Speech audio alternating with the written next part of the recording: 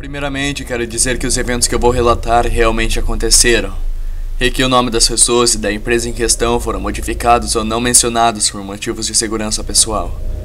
Eu também quero pedir a todos vocês que tenham uma mente aberta quando começarem a escutar. Eu não tenho intenção de me promover ou ganhar nada com isso. Apenas eu não consigo guardar esses fatos só pra mim. Eu tenho que dividir isso com alguém. Meu nome é Eduardo e eu trabalhei por muitos anos como supervisor da call center de uma grande empresa de telefonia que se localizava na cidade de Fortaleza, no estado do Ceará. Essa empresa é muito grande e tem sede em várias capitais do Brasil, com milhares de funcionários das mais diversas idades.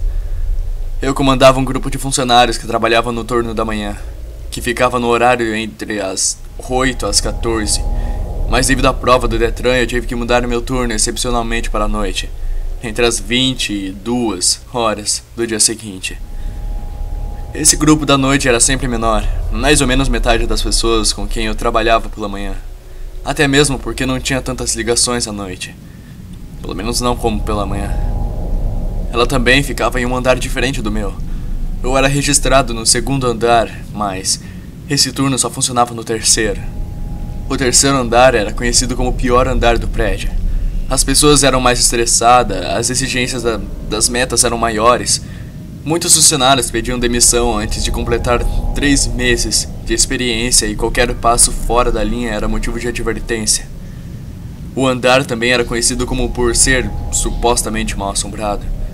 Segundo as lendas, lâmpadas caíam, computadores queimavam frequentemente, torneiras que derrubavam água sem que ninguém apertasse o botão, portas que se fechavam sozinhas e várias outras bobagens.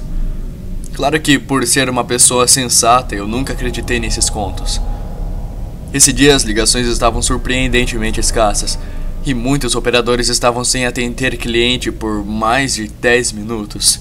O que é algo surpreendente, tendo em vista que atendemos todos os clientes do Brasil.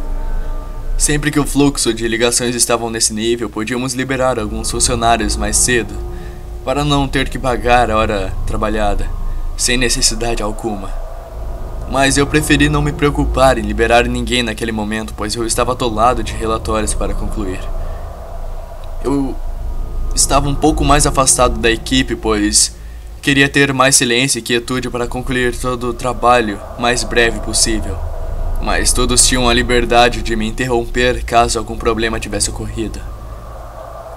Quando eram mais ou menos 22h30 da noite, uma garota veio até mim e falou: "Olá, Eduardo, tudo bem? Eu queria saber se você poderia me liberar mais cedo. Eu não estou me sentindo muito bem e acredito que o fluxo de ligações esteja bom. Eu não vou fazer muita falta se for embora." Na mesma hora eu respondi que sim. Eu pedi que ela anotasse seu nome completo e o número da sua matrícula e que também guardasse mais uns 15 minutos. Tempo na qual eu iria terminar aquele relatório e levá-la para a coordenação para registrar a saída. Ela concordou e voltou para a sua estação de trabalho. Passando os 15 minutos, ela voltou e perguntou se poderíamos ir naquele momento. Respondi que sim, e levantei a cadeira e fui andando enquanto puxava assunto com ela. Meus passos sempre foram largos e muitas vezes os meus amigos reclamavam que eu deixava eles para trás. Também aconteceu com essa menina. Quando eu cheguei ao hall dos elevadores, percebi que ela não estava mais atrás de mim e pensei comigo mesmo que ela tivesse desistido ou algo do tipo. Então eu voltei para a mesa e continuei a trabalhar. Passado 10 minutos, a menina volta para a minha mesa. "E aí, Eduardo, vai rolar ou não a minha saída mais cedo?" Eu disse que sim e perguntei por que ela não me acompanhou até os elevadores, pois naquele momento eu iria liberá-la. Ela respondeu: "Desculpa, eu tinha esquecido a minha bolsa e quando voltei acabei atendendo uma ligação por acidente, perdão." Simpaticamente eu respondi que não tinha problema algum, que podíamos ir naquele momento. E assim fizemos. Enquanto caminhava nos corredores escuros do terceiro andar, tentei puxar assunto com a menina novamente, mas ela não me respondia, só balançava a cabeça. Então eu resolvi ficar calado até chegar no hall de elevadores. Novamente, quando eu parei para apertar os botões, a menina tinha sumido de novo. Um pouco chateado, eu voltei para a ala a qual estava e fui direto ao grupo de trabalho procurar pela menina e dar uma boa bronca nela por tirar sarro de mim. Mas procurei pelo seu rosto entre os que estavam lá presentes e não o encontrei. Eu perguntei a todos se alguém tinha visto. Falei as suas características físicas, roupas e seu nome. Ninguém tinha visto. E ainda relataram que todos que foram escalados para trabalhar naquele dia não tinham saído dos seus lugares. Como estava meio tarde, eu ainda tinha que terminar muita coisa, eu resolvi não resolver nada a respeito disso naquele momento. Deixei para o dia seguinte. Assim, poderia falar com a supervisora do turno da noite ou mesmo com a coordenadora do andar. E assim eu fiz. No dia seguinte, no fim do meu expediente, fui ao terceiro andar para procurar a supervisora. E felizmente ela estava lá. Expliquei a situação e, para minha surpresa, ela disse que não tinha funcionário alguma com esse nome em seu grupo de trabalho.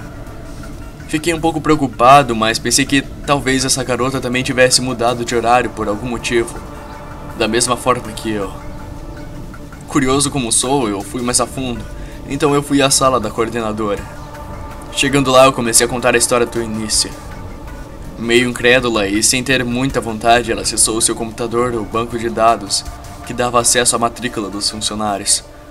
Informei o número da matrícula dessa garota e, para nossa surpresa, a matrícula tinha sido desativada há pouco mais de 2 anos, pelo fato da garota ter sido desligada da empresa. Agora eram 2 pessoas que estavam com a pulga atrás da orelha, a coordenadora e eu. Será que essa garota de alguma forma ainda estava tendo acesso às instalações da empresa sem alguém saber? Isso seria caso de invasão e teríamos que chamar as autoridades. Fomos aos recursos humanos para saber mais informações sobre a intrusa. Telefone onde morava, motivo de desligamento, etc. Assim poderíamos entrar em contato com a polícia e passar esses dados. Como somente a coordenadora poderia ter acesso aos dados, ela entrou e eu fiquei aguardando do lado do corredor. Depois de aproximadamente 10 minutos, a coordenadora volta e vem na minha direção. Reparei que seu rosto estava totalmente pálido e com uma expressão bem séria. Eduardo, como você conseguiu essa matrícula? Ela me perguntou num tom bastante sério e severo. Respondi sem hesitar. Eu te expliquei, a garota me deu quando me solicitou a liberação. Um pouco trêmula e agora nervosa, a coordenadora falou. Eduardo, você tem certeza que foi essa matrícula e esse nome que ela te passou? Respondi muito confiante. Claro, de certeza absoluta. Na verdade foi ela que colocou em uma folha de papel. A coordenadora respirou fundo e me pediu para acompanhá-la até a sala do RH, o que eu fiz prontamente. O funcionário responsável pelos arquivos veio com uma pasta e me mostrou a ficha da garota, que tinha uma foto 3x4 no lado esquerdo. Eduardo, essa é a garota que te deu as informações? Balancei a cabeça em afirmativo. O funcionário do RH abriu a pasta e leu para mim o motivo do desligamento. Óbito. A garota tinha sido desligada há mais ou menos 2 anos devido ao falecimento. Não, só pode ser piada. Eu tenho certeza que é a Fi. Eu não uso drogas, não bebo e a minha saúde mental está em perfeita condição. Eu juro pra vocês que ela falou comigo ontem à noite, eu juro. A coordenadora e o funcionário me acalmaram, me deram um copo d'água e chamaram o gerente de toda a filial. Ele tinha autorização para ir até o subsolo para ver as gravações feitas pelas câmeras dos corredores e as salas da empresa. Dentro da salinha das câmeras, o vigilante procurou a gravação do dia, hora, andar e local da qual eu estava. Após achá-la, colocou para rodar em um pequeno monitor, com imagens em preto e branco. Quase desmaiei quando eu vi a imagem na tela. Eu estava falando sozinho, sem ninguém próximo a mim, andava até o corredor falando com o vento. Cheguei aos elevadores ainda falando sozinho, o mesmo na minha mesa e em todos os outros lugares que a garota deveria estar. Chorei muito enquanto eu saía da sala. A coordenadora me acompanhou e me dizia que eu podia estar doente, delirando ou coisa do tipo, o que eu neguei novamente. No dia seguinte, após ter falado com a minha esposa, eu decidi pedir demissão. Após assinar os papéis, eu decidi nunca mais voltar naquele prédio, nem mesmo para visitar amigos. Passados alguns meses, encontrei uma ex-colega de trabalho em um shopping center de Fortaleza. Sentamos em uma das mesas para tomar um sorvete e disse tudo o que tinha ocorrido, os fatos que me levaram a pedir demissão. Em resposta, ela disse que há quase 3 anos uma garota cometeu suicídio no banheiro feminino, no 3º andar. e que o caso foi abafado pelo fato de muitos acionistas da empresa fazerem parte do governo e de algumas emissoras de TV locais, e que outra supervisora e alguns funcionários já alegaram ter visto uma suposta garota nos corredores do terceiro andar. Fui para casa um pouco pensativo. No caminho passei pelo lado do prédio quando o sinal fechou e eu tive que parar o carro.